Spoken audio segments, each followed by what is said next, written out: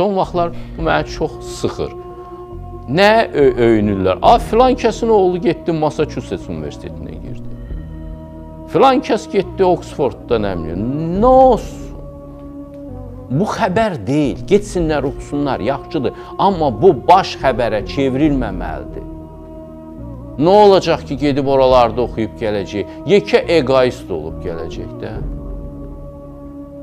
Və ya gələcək yaxşı yerdə işləyəcək, yaxşı para qazanacaq. Bundan xalqa nə? O özü də bunu yaxşı bilir. Ya paylaşmayacaq ki, xalqla. Mən əziyyət çəkib 3-4 dil öyrənmişəm, gedib Oxford oxumuşam ki, gəlin pulumu sizə bölüşüm. Təbii ki, mən yüksək maaş alacağam. Bəs indi bu xalq sənin instituta girməyə və niyə sevinməlidir? Xəbər bu deyil. Xəbər xeyirxah insanların yaranmasıdır. Reklamsız. Bu da eybəcərlikdir ki, eləyirlər, sonra da reklam edirlər. TikTok'da oldu. Gəldi filmdə.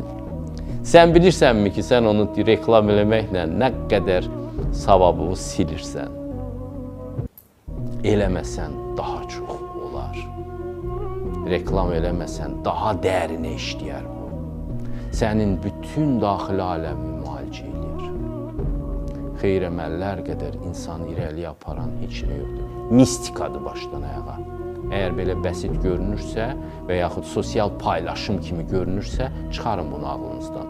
Bu sosial paylaşım falan deyil. Bu başdan ayağa mistik bir ayindir. Xeyr əməl eləmək. Allah səni sevir. Allah.